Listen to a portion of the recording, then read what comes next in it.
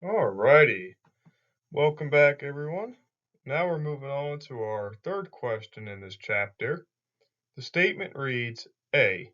What is the percent error introduced when you use Galileo's rule instead of Einstein's with VAB equal 5 miles per hour and V sub BC equals 60 miles per hour? Notice how both of these may seem fast to us. However, compared to the speed of light, they're very, very, very, very small, almost indistinguishable. So we'll see how that kind of manifests itself moving forward. So for part B, what we want to know is suppose you could run half the speed of light down a corridor of a train going 3/4 the speed of light. What would your speed be relative to the ground? This is going to be a really good one at illustrating the rules. And C, prove using equation 12.3 that if V sub AB is less than C and V sub BC is less than C, then A sub C has to be less than C. Interpret this result. All right. So what we need to know, of course, is Galileo's velocity addition rule, which tells us that V of A relative to C is equal to V A relative to B plus V of B relative to C. Einstein's velocity addition rule looks pretty similar. As you see, we get A or V of AC is equal to V of AB plus V of BC. So we put Galileo's rule in the numerator, but now in the denominator, we're left with this fraction here, and we'll call that a, quote, correction factor. And it's just VAB times VBC divided by C squared. So all our units are the same, and we're good to go. But let's see how they apply. All right. So if we go back to our physics lab books, what we saw a lot of times was a percent error formula for everything that we measure versus what the theoretical yield was. So delta or E, whatever you want to use, whatever your book defines it as, go for it. The same principle applies. Measured minus actual divided by measured. Again, we want the magnitude and times 100 to make it into a percent. Here, what we're trying to compare to is the actual, which is the Einstein velocity, compared to the measured, which is the Galilean velocity. Excuse me. So, what we say here about Galileo's velocity is that V sub g is just equal to 5 plus 60. Good, easy enough. We just add 65 together. Cool. What we need to do for Einstein's velocity is convert the c from meters per second into miles per hour, since those were the units given. What we notice is that we get 3 times 10 to the 8 meters per second. Now we have to multiply by seconds in an hour, which is 3,600. And then we have to divide or multiply by the amount of meters in a mile, and that's approximately 1609. You're going to have some rounding, but in general, what we see with sig figs is that this is equal to 6.71 times 10 to the 8 miles per hour. Holy cow, if you cannot see that 65 versus 6.7 times 10 to the 8 is a massive disparity, we're going crazy. So what we see here is Einstein's velocity rule is 5 plus 60, easy enough, divided by 1 plus 5 times 60 over the speed of light in miles per hour squared. If we plug that whole big fraction of VE into the error formula and multiply everything out, which I used Mathematica to do because it's a lot of numbers, we find an error of 6.66 times 10 to the negative 14%. This is negligible and nearly indistinguishable. So as you see, the Einstein formula approximates, or rather, the Galileo formula approximates the Einstein formula very well for when speeds are really, really slow compared to the speed of light. That this percent error showcases that 10 to the negative 14 is minuscule. All right. So now moving on to part B, let's talk about velocities that are slightly faster. and by slightly I mean very. So B says that since the velocities are close to the speed of light, we need to use the Einstein's velocity addition rule. Here we have v of AB, so u relative to the train, which is 1/2 the speed of light, and the train relative to the ground, which is 3/4 the speed of light, so 1/2 c and 3/4 c respectively.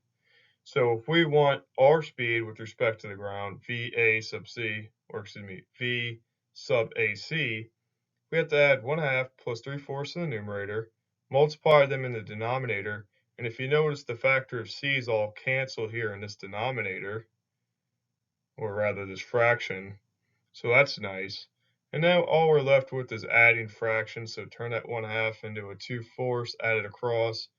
Then we have to multiply 1/2 and 3/4 into 3/8, easy enough.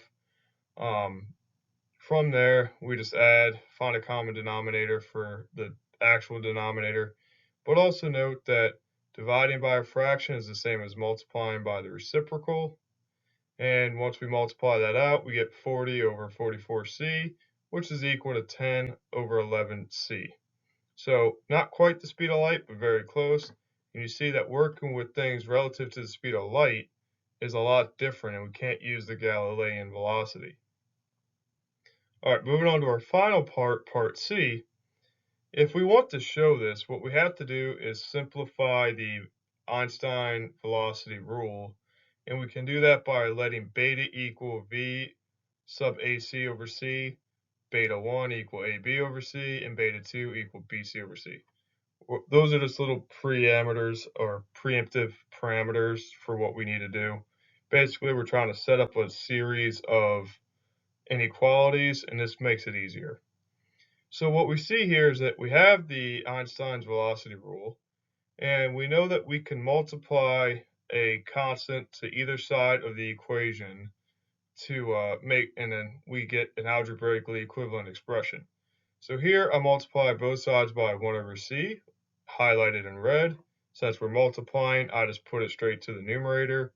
I did this because we see that the denominator already has v over c, so we're good there. We need to put the numerator with respect to v over c, and that's what we do next. We distribute the 1 over c into the numerator, and then we make all our substitutions for the betas. Now, in order to make the series of inequalities work, let's go ahead and square it. And so we do that here, and then we have to FOIL out the numerator and the denominator. Okay. Another algebraic trick that we use a lot is I can multiply by 1, get the same thing out. It's the multiplicative identity. I can also add by 0, because that's the additive identity, but 0 here is in the form of +1 minus 1 and plus beta 1 squared, beta 2 squared minus the same thing. And this allows us to, what this will do is shown on the next page, where we can now push these fractions apart and start simplifying things down. The reason why we do this is because after the first line, when we split them and we get to the second line here, we can now cancel this fraction into a 1. Why is this useful? Well, we'll see in a second. So this fraction cancels to 1, as we see here. The second fraction we need to write in terms of a factored form, which is really easy. So in conclusion, we have beta squared is equal to 1 minus delta. Why did we do this? Now we can compare, because if delta is less than 1, then we know that beta squared has to be less than 1. Because 1 minus some positive number here is going to give us a value less than 1. So let's talk through this. So since V of AB is less than C, beta 1 is also less than 1 because we divide the C over. Close enough. Again, inequalities, so long as you're not dividing or multiplying by a negative, you do not need to flip the sign. Cool. Similarly, beta 2 is also less than 1 because of what we were given in the statement.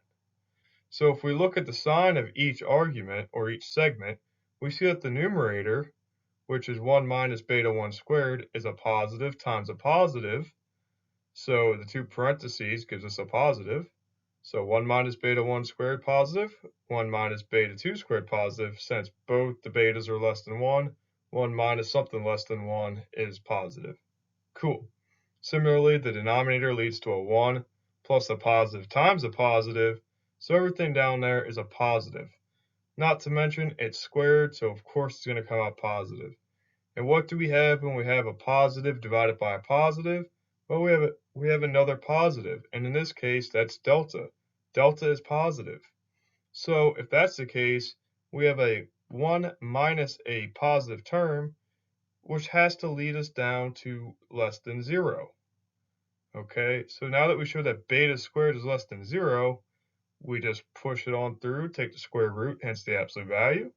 And now we see that we have VAC over C, resub it in, multiply the C over, and we're left with the magnitude of VAC is less than C. And we're solved. Okay, this is kind of messy. The algebra is kind of gross, but these techniques of trying to set up inequalities is used a lot. So this is pretty clever, can't lie.